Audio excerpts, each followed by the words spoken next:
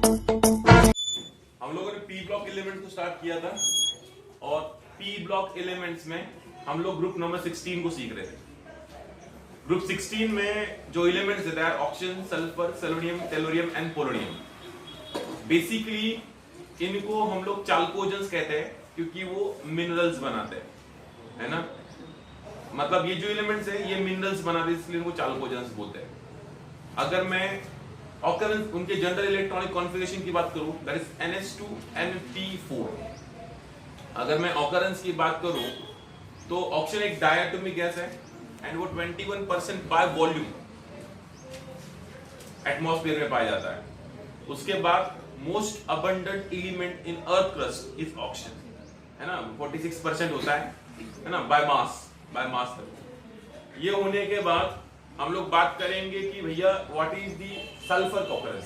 तो sulphur basically ores बनाता है, जैसे सल्फर ओर बनाते हैं कॉपर पायराइड्स, CuFeS2 कॉपर पायराइड्स, राइट, है ना। या गैलेना, क्या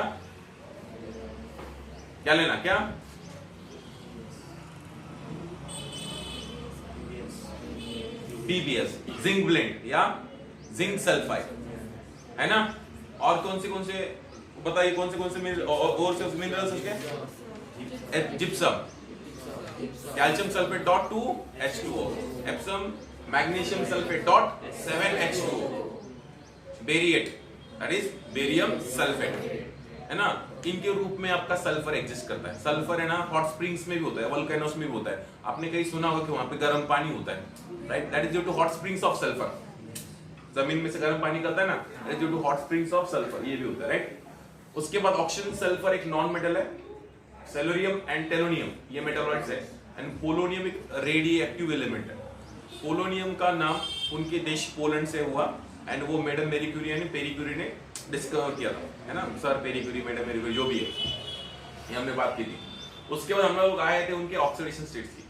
तो जनरली जो ग्रुप 16 वाले एलिमेंट्स है उनका कॉमन ऑक्सीडेशन स्टेट -2 होता है ना। बट दे कैन शो -2, +2, +4, +6 दिखाएंगे, कुछ भी दिखा सकते हो, मतलब डिपेंड्स, बट -2, +2, +4 एंड +6, है ना। अगर देखो मैं बात करूं, देखो ऐसा है, आपने देखो ऐसा लिखा है NH2Np4, तो देखो ये NH2 है और ये रहा Np4,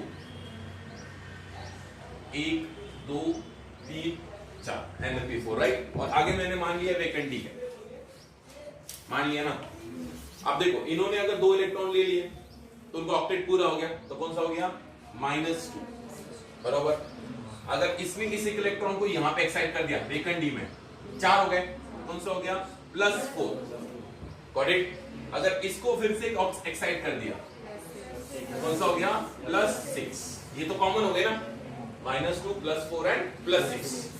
अब बीच वाले तो दिखाते रहेंगे, they can show +2 also, they can show +1 also, they can show -1 also, but ये कॉमन, राइट। उसके लिए हमने सीखा था कि stability of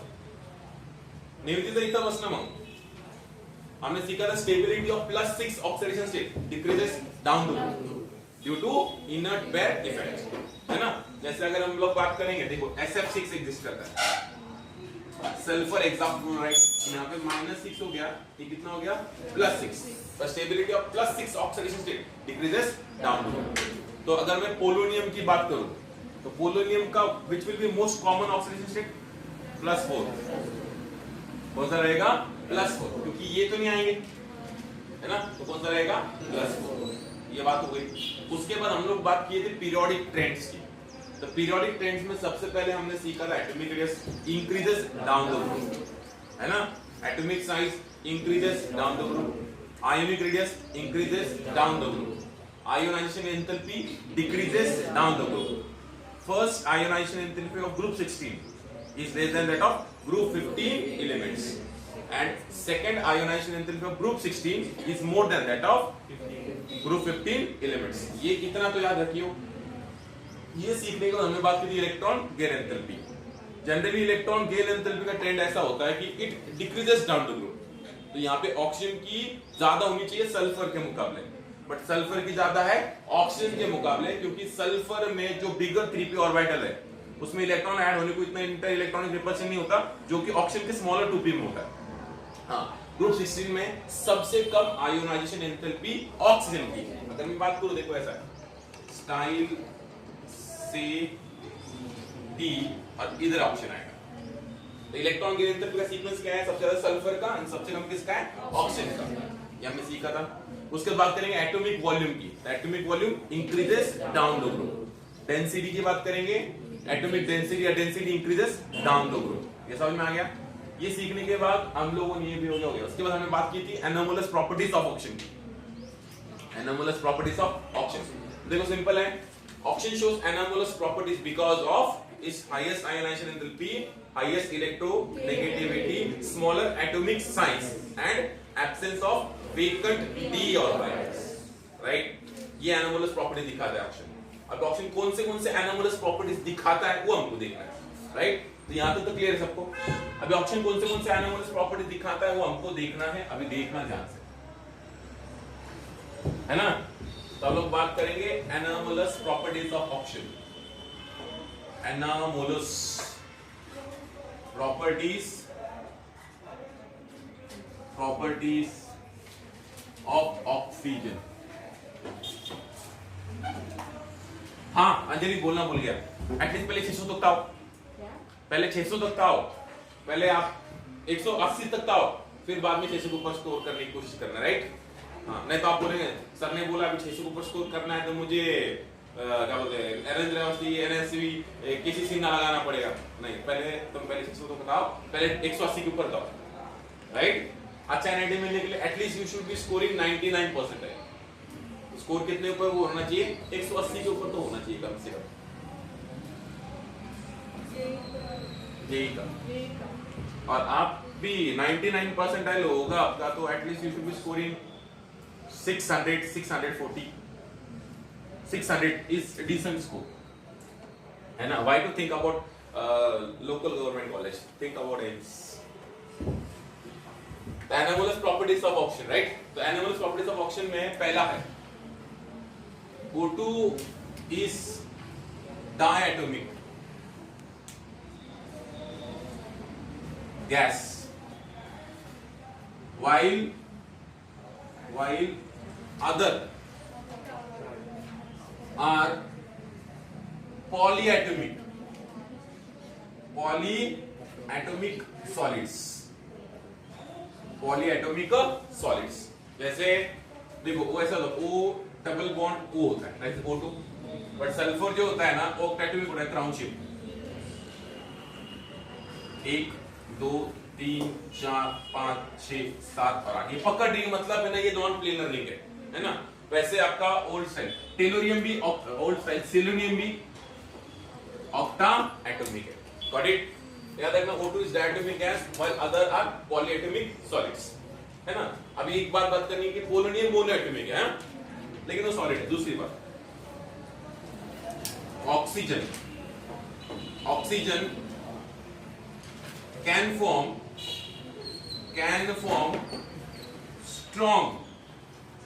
strong p pi bonds, है ना? But it cannot form p pi d pi or d pi bonds। समझ में आ रहा है ना? Oxygen can form strong p pi bonds।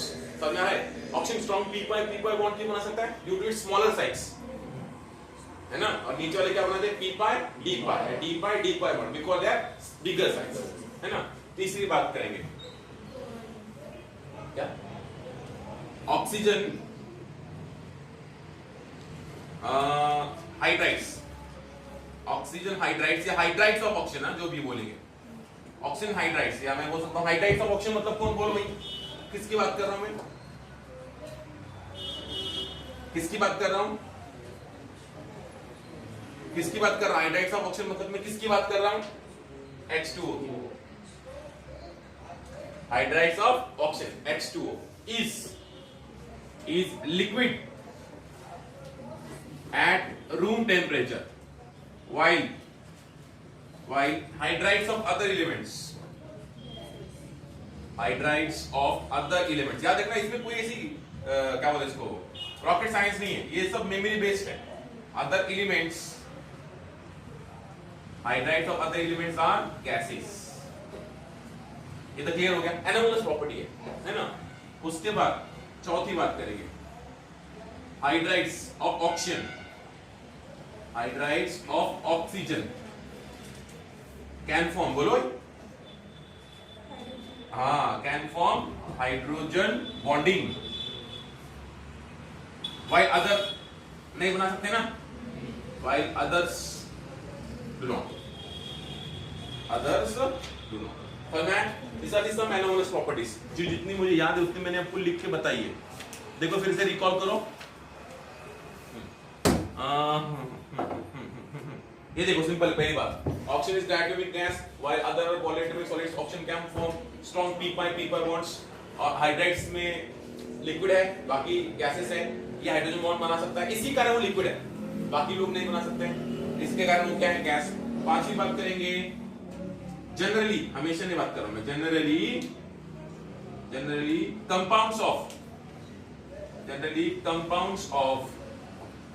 Compounds of oxygen are ionic while of other elements are covalent. Anjali बता सकते हो जनरली ऑक्सीजन के compounds ionic क्यों होते हैं? क्योंकि ऑक्सीजन बहुत ज्यादा इलेक्ट्रोनेगेटिव है, तो इलेक्ट्रॉन क्लाउड को अपने ज्यादा खींचेगा, तो पूरे चार्जेस बनेंगे ना, इसलिए क्या होगा, आयोनिक, है ना. मुझे बताना, देखो जैसे मैं बात की Li2O K2O Na2 Na2O K2O ना की Rb2O. फ्रेंडशिप छोड़ो, इनमें what will be the order of ionic character, 1 2 3 4 में which will be most ionic? 4 3 2 1.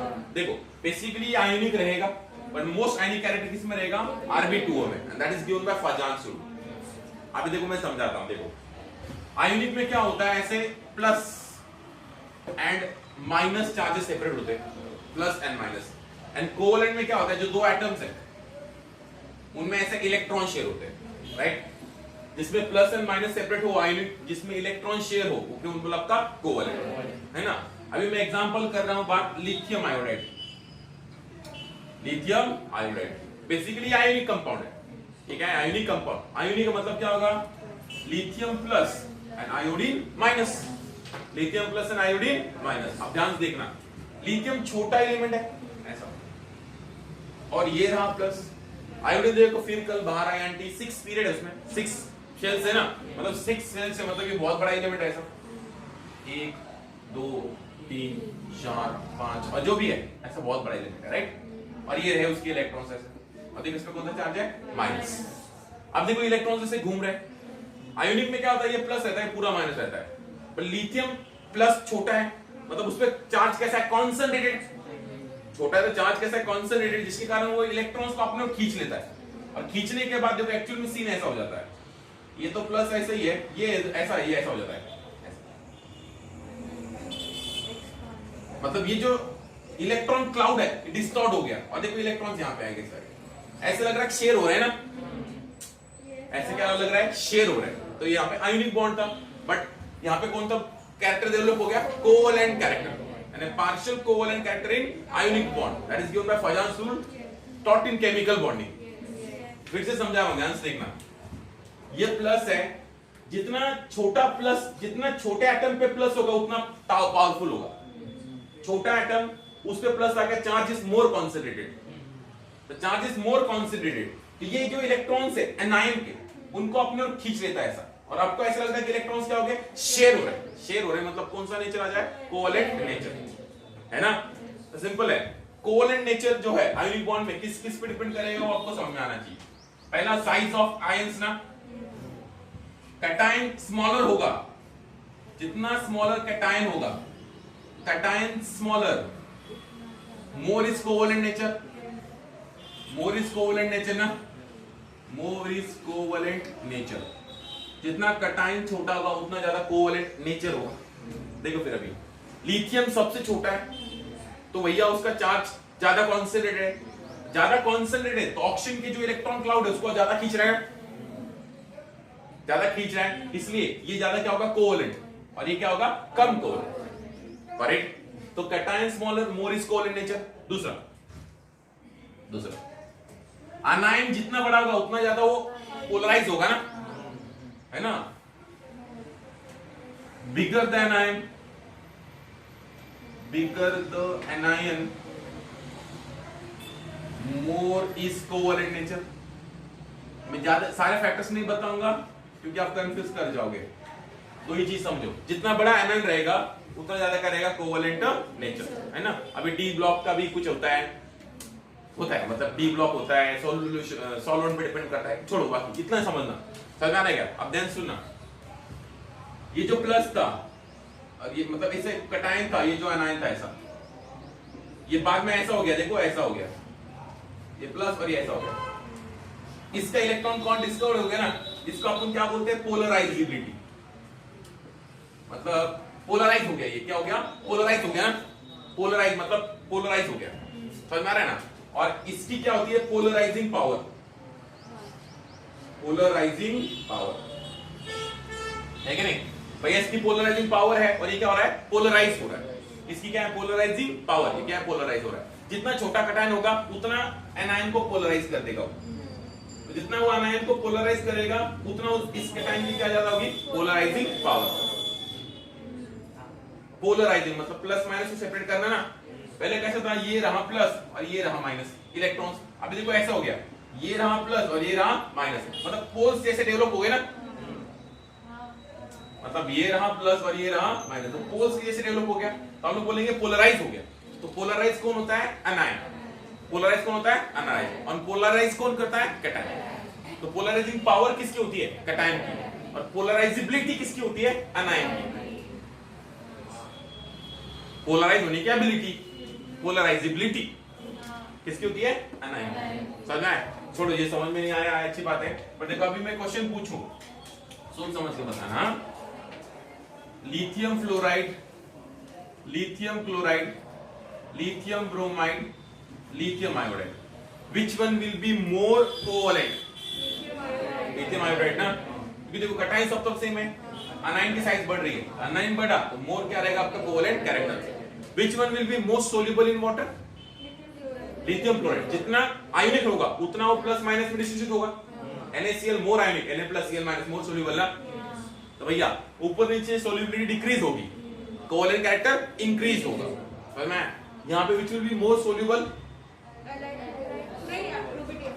ये ज्यादा आयोनिक है ना, ये ज्यादा स्टेबल, ये ज्यादा सोल्यूबल रहेगा वाटर में।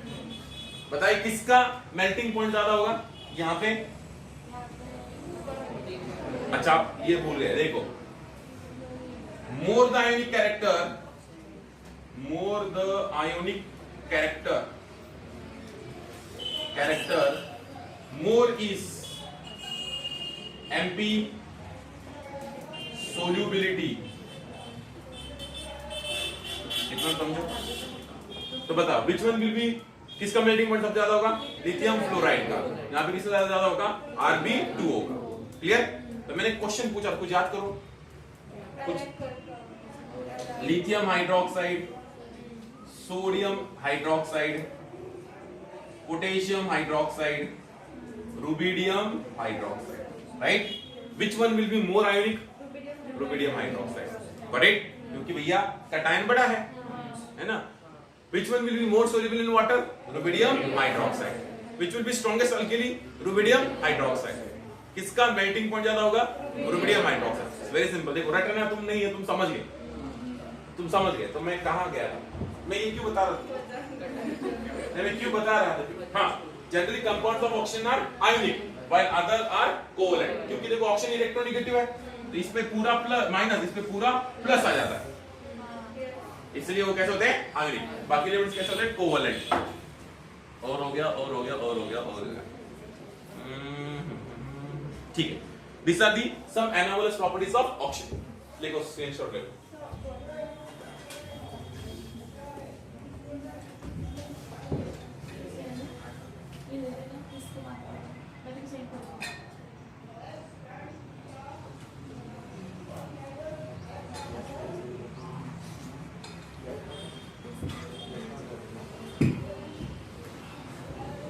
रखेगा फिर एक full test, complete physical, complete organic, complete inorganic, full chemistry. आप बोले सर इनऑर्गेनिक तो पढ़ाया नहीं आपने, तो सारे क्वेश्चन थोड़ी सॉल्व करने होते पेपर में, कुछ छोड़ दो।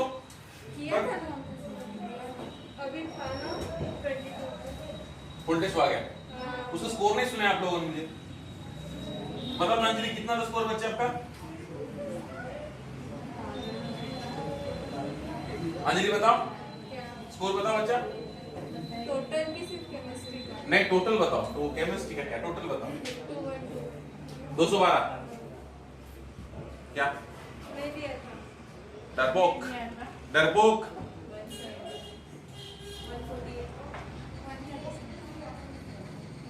डरपोक आरोही बोलो 130 150। डरपोक कुछ तो शर्म कर लो बे। आपने मुझे कंप्लीट स्कोर बताया ना 720 में से 720 का नहीं था वो, फिजिक्स का नहीं किया हमने। क्यों? फिजिक्स का हुआ ही नहीं हमारा, फिजिक्स का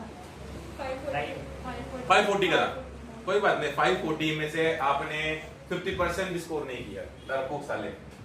पहले बात डरने क्या है, मार्क्स आए। अच्छा अच्छा ठीक है, तो ये हो गया, हमने बात की पीरियोडिक टेबल्स की एनालिसिस प्रॉपर्टीज की। अभी बात करेंगे किसकी? Chemical properties of group number 16 elements, right. Chemical properties में पहला क्या होता है बोलो? Reaction with air. Reaction with air. Air मतलब उसमें कौन से gases generally? Oxygen and nitrogen. तो पहला रिएक्शन विथ ऑक्सीजन करे तो O2 के साथ रिएक्शन करेंगे, O2 के साथ। तो पहला O2 will react with O2 in presence of sunlight, H nu energy, क्या बनेगा? ओजोन बनेगा। Ozone is an allotrope of oxygen. जैसे कार्बन के एलोट्रॉप्स कौन से हैं? डायमंड, ग्राफाइट, फुलेरिन, चारकोल, कोल, है ना? ये किसके कार्बन के एलोट्रॉप है? वैसे ऑक्सीजन के एलोट्रॉप कौन से हैं? Ozone and oxygen, non oxygen and ozone. But उसके बाद एलिमेंट देख लो, ओल्ड स्टाइल से TPO। देखो मैं रटवट कुछ नहीं रहा आपको, सिर्फ मेरे हिसाब से मैंने एक भी रिएक्शन रटाई नहीं है अभी तक। रटाई तुम लोगों को, बस एक रटाई थी मैंने, NaOH plus phosphorus TPO phosphine gas. At least हम बहुत स्लोली आ रहे याद रखना, बट है ना, इट शुड बी वर्थ कि भैया सर ने एटलीस्ट पी ब्लॉक आता है। और जो रोएगा कि सर इतने सारे रिएक्शंस कैसे याद रखेंगे, उसके लिए मैं इतना ही बोलूंगा, कोई नहीं बात बेटा, आ जाएगा, मेहनत करो। नेक्स्ट है sulphur with oxygen will give what? ये सल्फर डाइऑक्साइड दे सकता है। अगर ये आगे फिर से ऑक्सीजन के साथ रिएक्ट करे तो क्या बनेगा? सल्फर ट्राई ऑक्साइड, है ना। अगर मैं बेंजीन की रिएक्शन सल्फर ट्राई ऑक्साइड के साथ विद वाटर करा दूं तो क्या होगा बेंजीन पे? Sulphonation. Very good, very good, right. उसके बाद अगर मैं सेलेनियम की रिएक्शन O2 से कराऊं तो क्या बनेगा? Selenium dioxide. लेकिन अगर मैं फिर से O2 की रिएक्शन कराऊं, सेलेनियम ट्राइऑक्साइड बनता है, बट इतना नहीं बनता है। बताओ क्यों? Exactly, inert pair effect. यहां पे +6 में जा रहा है वो, तो सेलेनियम पे इनर्ट पेयर इफेक्ट शुरू हो जाता ना। ओल्ड स्टाइल सेलेनियम के बाद D आने शुरू हो जाते, D और F, इसलिए सेलेनियम ट्राइऑक्साइड इतना स्टेबल नहीं होता। समझे? हाँ, तो मुझे अगर मैंने बोला ये सल्फर डाइऑक्साइड है और ये सल्फर ट्राइऑक्साइड है, राइट, इसमें मुझे आप बताइए, चलो मैंने एक और बना लिया, ऐसा बनता था नहीं, बना लिया, सल्फर मोनोऑक्साइड। बताइए which will be stronger oxidising agent? SO3। Stronger oxidising agent SO3 रहेगा ना। हमने सीखा था अंजलि, जितना ज्यादा ऑक्सीडेशन स्टेट होगा उतना ज्यादा ऑक्सीडाइजिंग एजेंट। ऑक्सीडाइजिंग एजेंट भी और एसिडिक भी।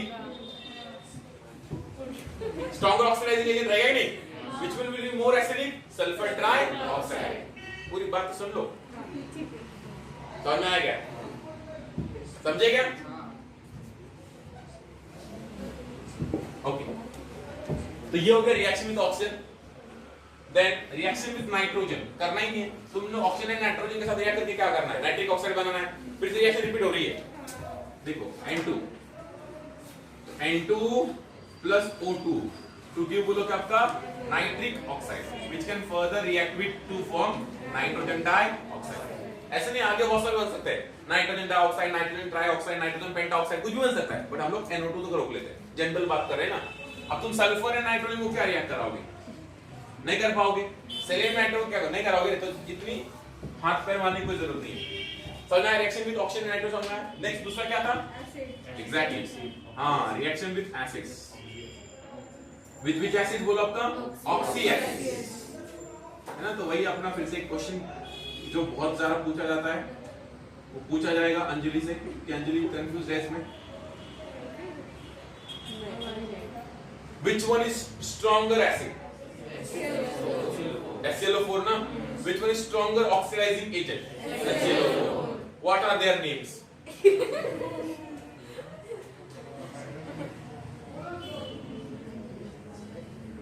क्या नाम इनका, इनके नाम आपको ढूंढ के लेके आने हैं। अब तुमको नाम भी नहीं आते क्या, नाम ढूंढ के मैं ऐसे सिखाऊंगा आपको, कोई दिक्कत नहीं है, पर इनके नाम आपको ढूंढ के लेके आने हैं, ठीक है ना। तो रिएक्शन विद ऑक्सी एसिड्स, जैसे मैंने बोला पहले HNO3 के साथ कराएंगे राइट, मुझे बोलो HNO3 एंड HNO2 में which one will be stronger oxidising agent, HNO3। इसका नाम क्या है, नाइट्रिक एसिड, क्योंकि ये +5 ऑक्सीडेशन स्टेट में है। और इसका नाम क्या है, नाइट्रस एसिड, क्योंकि कौन से +3 ऑक्सीडेशन स्टेट में। और नाइट्रस एसिड को हमने कहां पे यूज किया था, डायजोटाइजेशन रिएक्शन ऑफ एनिलीन में। सर एक इनऑर्गेनिक पढ़ा लो तो ऑर्गेनिक पढ़ लो, दिमाग मत खाओ मेरा। HNO3 राइट, देखो रिएक्शन विद ऑक्सीडाइज्ड एसिड्स में HNO3 के साथ रिएक्शन करेंगे। पहला ऑक्सीजन रिएक्ट्स विद HNO3, क्या करना चाहोगे तुम, कुछ नहीं ना, कुछ नहीं बन सकता, तो यहाँ पे एक ब्यूटीफुल रिएक्शन होगी, दैट इज व्हाट बोला आपका नो रिएक्शन, इसको लिखने की कोई मतलब नहीं। सल्फर रिएक्टिंग विद HNO3, बताओ क्या बनेगा बच्चा, hello sulphur reacting with HNO3, books बंद रखो ना, मतलब मैं तो कैसे तुम्हारे बुक्स में है ही नहीं। सल्फर रिएक्टिंग विद HNO3 बोलो क्या बनेगा, हमने किया था phosphorus with HNO3 phosphoric acid, exactly ऐसा बोलो ना। फिर मैंने बोला था रिएक्शंस आर सेम, बस एक बार पैटर्न समझ लो। ऑक्सीडाइजिंग एजेंट है ये H2SO4, देखो ये 0 ऑक्सीडेशन स्टेट में था, अभी कौन सा इसमें चला गया +6, बोलो कौन सा गैस उड़ेगा, NO2। ये मेटल नहीं है, मेटल अगर रिएक्ट होता तो आपका salt and hydrogen acid relate हो जाता, पर ये मेटल नहीं है, तो यहाँ पे क्या बनेगा NO2। और रिएक्शन बैलेंस करने के लिए कौन आएगा, बट सल्फ्यूरिक एसिड। अगर मैंने सेलेनियम की रिएक्शन नाइट्रिक एसिड से कराई, याद रखना ये रिएक्शन कभी एग्जाम में पूछते नहीं है, इस पे जरूरी क्वेश्चन आते हैं। An octatomic atom, an octatomic molecule reacts with nitric acid to form an acid which further reacts with HCl to form aqua regia। aqua regia सुना तो होगा, aqua regia गोल्ड को डिसॉल्व करने का काम आता है,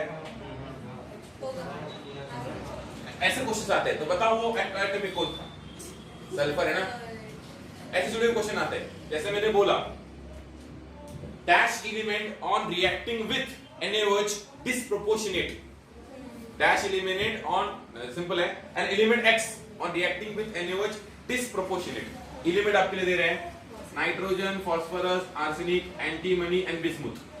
फास्फोरस ना डिस्प्रोपोर्शनेट होता है NaOH में, क्योंकि हमने सीखा था क्या बना था, बोलो NaOH प्लस फास्फोरस तो क्या बनना था, बोलो फॉस्फाइन प्लस NaH2PO2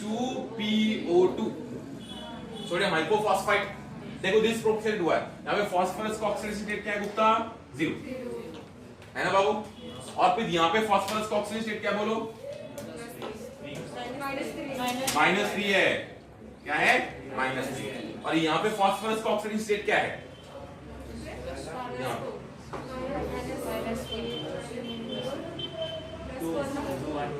+1 ना,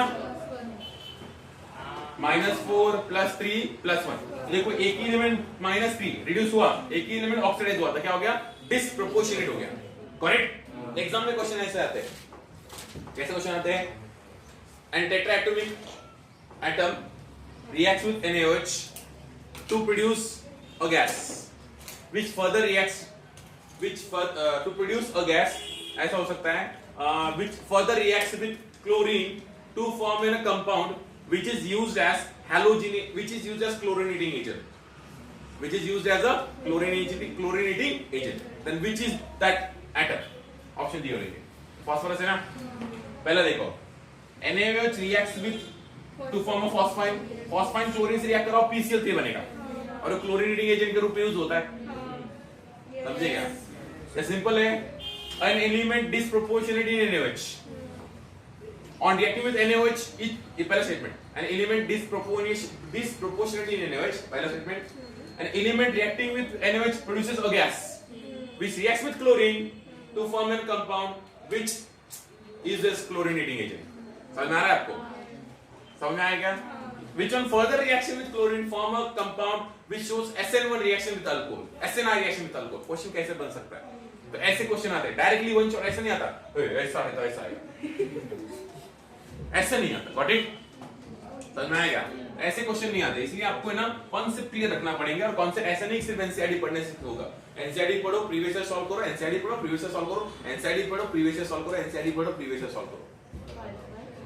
आता है 5 बार करना पड़ेगा। तो selenium react with nitric acid to form, बोलो भाई, सेलेनियस एसिड, तो क्या बनेगा?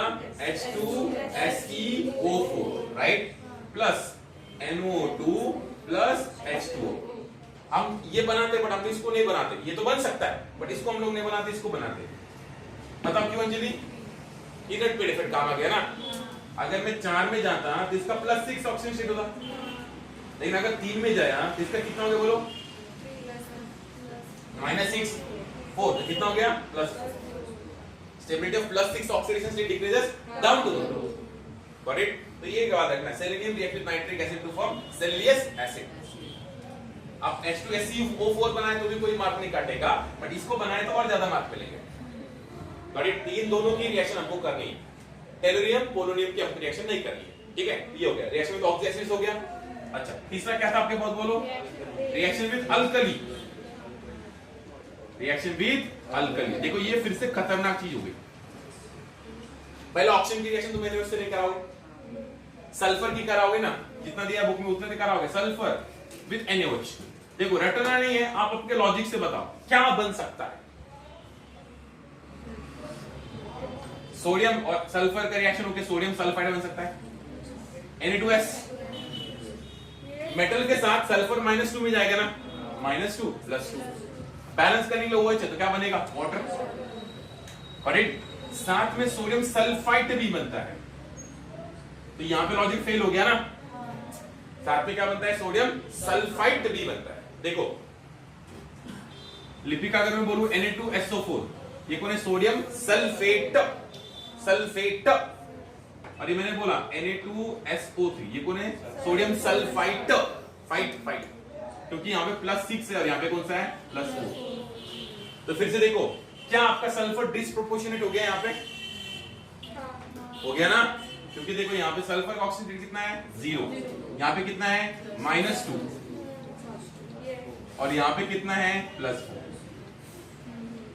करेक्ट? तो ये बात है रिएक्शन विद NaOH में sodium sulphide and sodium sulphide,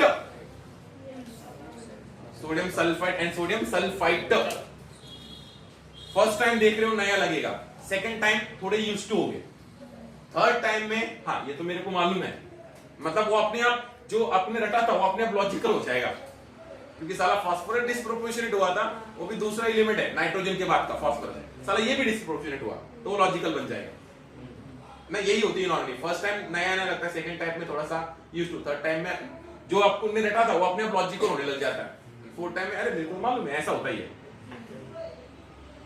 okay, Na with alkali हो गया। नेक्स्ट रिएक्शन विद हाइड्रोजन, ये बहुत खतरनाक चीज है, यहाँ पे बहुत सारी चीजें बदल। रिएक्शन विद हाइड्रोजन, स्क्रीनशॉट ले लो।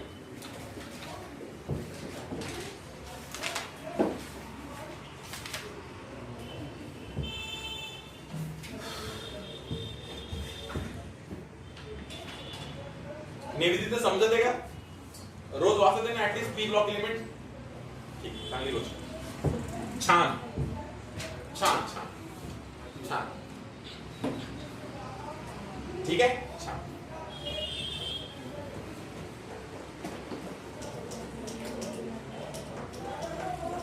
छान छान छान छान. अगर मैंने ऐसे बोला, ऐसे ऐसे जानबूझ के ऐसे बोल रहा हूं, सर बोलते मत जाओ आप. Lithium carbonate, sodium carbonate, Reena की, पोटेशियम कार्बोनेट, रीना की, rubidium carbonate. Which one will be most ionic?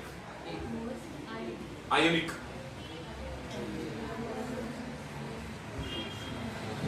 पहचान लगाना है. रुबिडियम कार्बोनेट ना. Which will be most soluble in water? है ना? ये जो आप बोल रहे हो फाइनेंस के दम पे, वो सही है कि नहीं है? एक्सेप्शन नाम की चीज होती है ना, वो आपको जाके देखना है कहाँ पे. 11th का एस ब्लॉक एलिमेंट का आपका चैप्टर है, उसमें जाके बस इनको देखना है. अगर आपने अभी नहीं, 10 फेंक के मारूंगा. अभी नहीं है ना.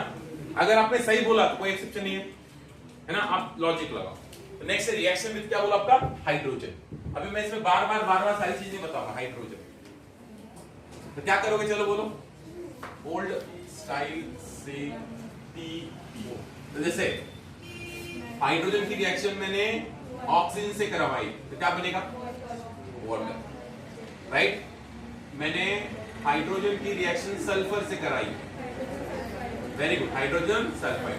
हाइड्रोजन सल्फाइड की बात किसकी स्मेल किसकी होती है? सड़े वंडे की जैसी. सड़े वंडे मालूम? सड़ा वंडा. मैंने हाइड्रोजन की रिएक्शन सेलेनियम से कराई थी, क्या बनेगा? H2SC. हाइड्रोजन सिलाइड है ना, डाइहाइड्रोजन सिलाइड, जो भी बोलना है, it's not a big deal. मैंने हाइड्रोजन की रिएक्शन टेलुरियम से कराई, क्या बनेगा? H2E. इन शॉर्ट आपका ये बना E2E. H2E बना. E can be OSSET, right? ये हो गया. तो अभी हम लोग पहले बात करेंगे EH बॉन्ड लेंथ की. करेक्ट? EH बॉन्ड लेंथ की. देखो सारी चीजें सेम है अगर आपके पास अक्ल है. EH बॉन्ड लेंथ क्या होगा मेरे बच्चे? बोलो. Increases down the group. मैं देखो यहाँ पे increases down the group. Increases down the group. देखते हैं. बात करेंगे बॉन्ड एंथैल्पी. कौन सी बात कर रहे हैं? EH की. क्या होगा? डिक्रीज ना. अरे भैया बॉन्ड लेंथ बढ़ रही है तो बॉन्ड एंथैल्पी विल डिक्रीज. भैया यहाँ पे क्या रहेगा? Decreases down the group. ऐसे मत करो रे बाबू, तुम लोग ऐसे कर रहे हैं. चलो देखते हैं. हाँ, बॉन्ड एंथैल्पी, बॉन्ड एनर्जी. हाँ वही है. Bond enthalpy and bond energy are same. बच्चे सोच में आ रहे हैं अलग अलग चीजें. क्लियर हो गया? क्लियर हो गया?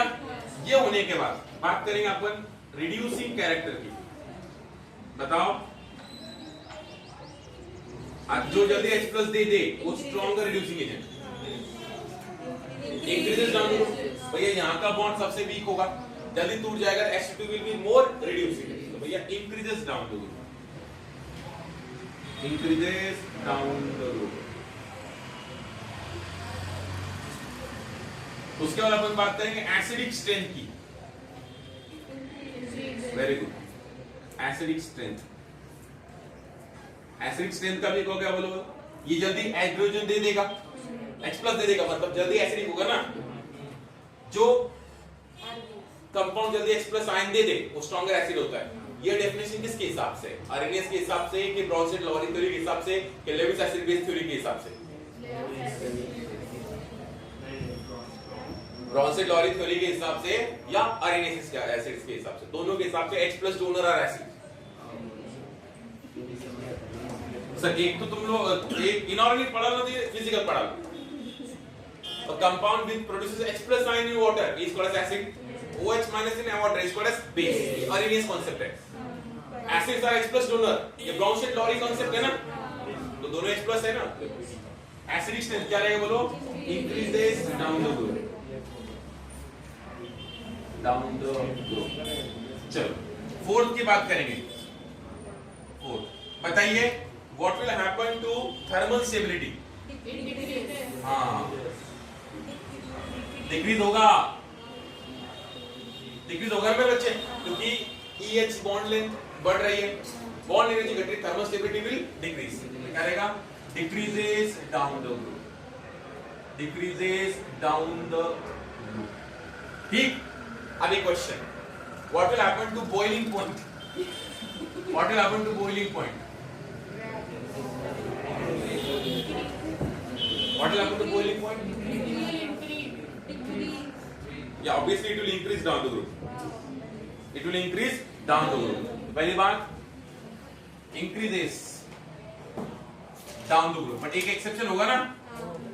Increases down the group. But क्या होगा? BP of H2O will be greater than BP of H2S. Why boiling point will increase down the group? Because van der Waals force of attraction will increase. तो भैया किस में ज्यादा van der Waals force of attraction? H2S में। इसका actual में boiling point ज्यादा होना चाहिए, बट हकीकत में किसका है? वाटर का, क्योंकि उसमें क्या है? Hydrogen bonding. तो ये हो गया रिएक्टिविटी विद, बोलो क्या आपका? हाइड्रोजन। इसके बाद फिर इसकी बात करते हैं, reaction with halogens. Reaction with halogens, reaction with halogens, है ना? हैलोजेंस कौन से होते हैं? Fluorine, chlorine, bromine and iodine. Elements अपने ये है। बताओ कॉमन ऑक्सीडेशन स्टेट्स क्या लिखी थी अभी हमने? -2 +4 +6। करने का तो हम कुछ भी कर सकते हैं। Which one is more electronegative? Oxygen या फ्लोरीन? Fluorine, right? है ना भाई? देखो पहले देखो लिपिका, सोडियम क्लोराइड। मैंने सोडियम को इधर लिखा है लेफ्ट हैंड साइड पे, क्योंकि ये लेस इलेक्ट्रोनेगेटिव है। मैंने क्लोरीन को इधर लिखा है क्योंकि वो ज्यादा इलेक्ट्रोनेगेटिव है। केमिस्ट्री में एक ऐसा प्रोटोकॉल है, मतलब ऐसा रूल है कि लेस इलेक्ट्रोनेगेटिव लेफ्ट हैंड को, मोर इलेक्ट्रोनेगेटिव राइट हैंड, है ना? अब देखो फिर अभी मैंने अगर ऑक्सीजन की रिएक्शन फ्लोरीन से कराई, आपका बना है OF2, ऑक्सीजन डाई फ्लोराइड, क्योंकि fluorine is more electronegative than oxygen. रटना नहीं, देखो भूल जाओ। यहाँ पे ऑक्सीजन का ऑक्सीडेशन स्टेट कितना है? +2, राइट? दूसरा हो सकता है, मैंने ऑक्सीजन की रिएक्शन फ्लोरीन से कराई, बन सकता है आपका O2F2। देखो भूल जाओ, यहाँ पे कितना है? +1। बात समझ आ रही है क्या? ये स्टेबल है, इतना स्टेबल नहीं। हाँ, अगर मैंने सल्फर की रिएक्शन क्लोरीन से कराई तो देखो क्या बनेगा? आपका HCl2 बन सकता है, +2 में चला गया। आपका HCl4 बन सकता है, +4 में। उधर देखो नारायण को, +2 भी ऑक्सीजन स्टेट होती है, देख लो, लिख लिया। और आपका HCl6 भी बनेगा, बट ये HCl6 क्या रहेगा? अनस्टेबल रहेगा। समझ जाओ क्यों? क्यों रहेगा? ओ मैडम क्यों रहेगा बता? देखो मैंने बनाया सल्फर हेक्साफ्लोराइड, हेल्प मी, बहुत इजी है। Sulphur hexafluoride, sulphur hexachloride, sulphur hexabromide, sulphur hexaiodide, इनमें आपको स्टेबिलिटी बतानी है। सबसे ज्यादा स्टेबल कौन रहेगा? सल्फर हेक्साफ्लोराइड, क्योंकि स्टेरिक रिपल्शन कम होगा। जैसे जैसे आपकी साइज बढ़ेगी स्टेरिक रिपल्शन बढ़ेगा और स्टेबिलिटी क्या होगी? कम होगी। Got it? समझे क्या? तो ये होता है। फिर आप कोई भी ले लो, ऐसे कोई बात नहीं है। अगर मैंने सल्फर की रिएक्शन ब्रोमीन से करा दी, सबका सल्फर डाइब्रोमाइड बनना पसंद होता है, या ज्यादा से ज्यादा सल्फर टेट्राब्रोमाइड बनना पसंद होता है, सल्फर हेक्साब्रोमाइड बनना पसंद नहीं होता रिपल्शन के कारण, राइट? समझ में आ रहा है क्या? अभी मैंने सल्फर की रिएक्शन आयोडीन से कराई तो वो रिएक्ट नहीं करता है सारा। आपने कभी सुना है कैसे? सल्फर डाइऑक्साइड नहीं बनता। मैंने नहीं बनाया था, एक बार भी नहीं बनाया था। समझ में आ रहा है? तो ये रिएक्ट ही नहीं करता। समझ में आ रहा है आपको? तो what will happen to reactivity down the group for halogens? Increase और डिक्रीज? डिक्रीज। ये सबसे ज्यादा रिएक्टिव रहेगा और ये सबसे कम रिएक्टिव रहेगा, यानी भैया क्या रहेगा? Reactivity decreases down the group. Clear? ये हो गया रिएक्शन विद हैलोजेंस। तो यहाँ पे खत्म हो गया अपना ग्रुप 16 की chemical properties. Okay, now we will start with group number 17।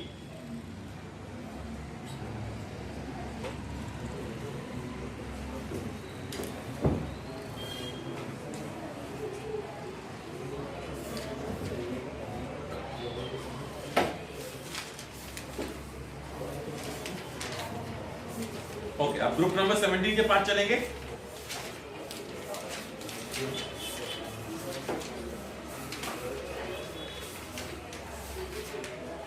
चल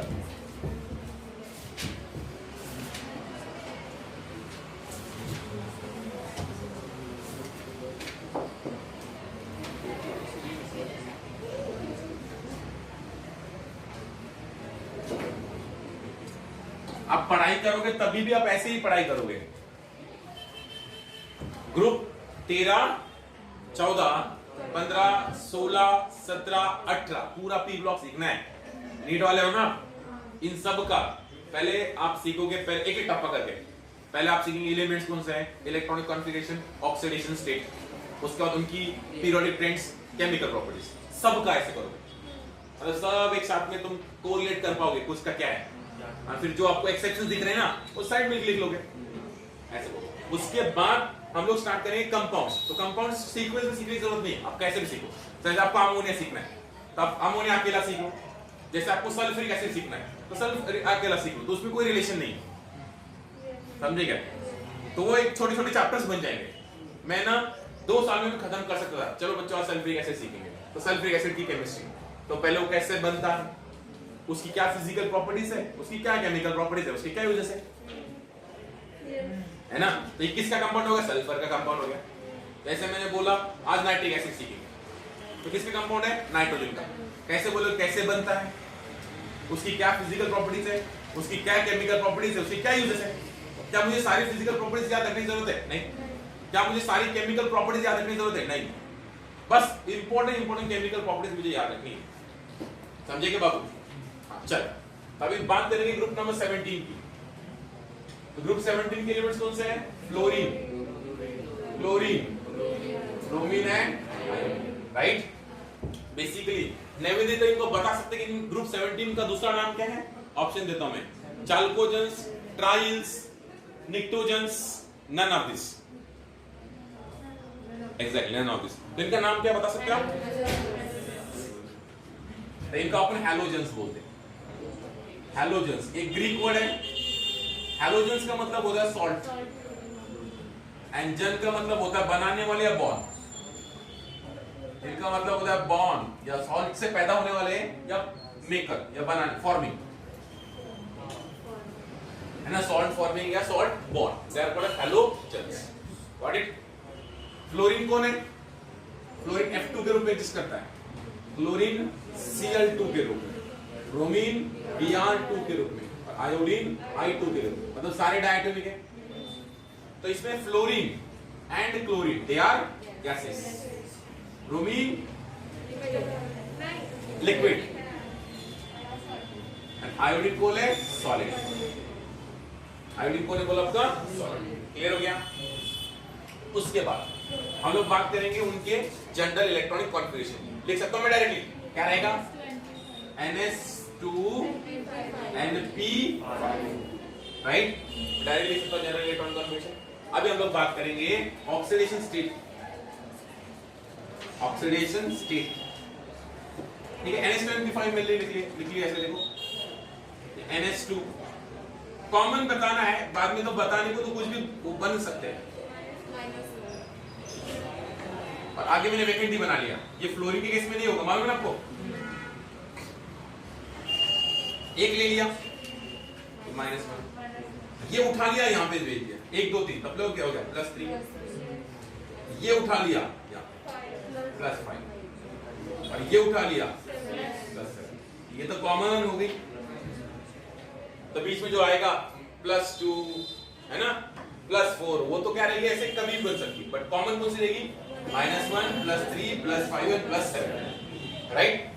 अगर मैंने बात, कुछ कहना चाह रहे हो, अगर मैंने बात किसकी, NS2NP3, किसका नाइट्रोजन फैमिली नहीं है? NH2 और ये NP3 और मैंने D बना लिया जान जैसे कि 3 ले लिए -3 अभी 2 ले लिए मतलब कॉमन कर रहे 3 ले -3 ये उड़ा लिया -3 +5 कॉमन रहती ना समझ में आएगा ऐसी बात है कभी कभार 3 दे दिए मतलब बॉन्डिंग में उसके तो +3 भी रहेगा ना तो कॉमन हो गए राइट फिर बाकी के तो होते रहते रेयर तो -1 +3 +5 +7 आर द कॉमन ऑक्सीडेशन 6 लेकिन इसमें फ्लोरीन सिर्फ कौन सा दिखाएगा -1 कि फ्लोरीन कभी भी किसी को इलेक्ट्रॉन नहीं देगा कि fluorine is the most electronegative element periodic table कोई बता सकता है पॉलिंग स्केल पे उसकी इलेक्ट्रोनेगेटिविटी कितनी है करेक्ट 4 कितनी है 4 तो फ्लोरीन की इलेक्ट्रॉन कितनी है 4 तो भैया मोस्ट इलेक्ट्रोनेगेटिव एलिमेंट है इसलिए वो किसी से इलेक्ट्रॉन नहीं लेगा तो उसका एक ही ऑक्सीजन स्टेट क्या रहेगा क्या मतलब आपका किसी को इलेक्ट्रॉन देगा नहीं तो क्या रहेगा -1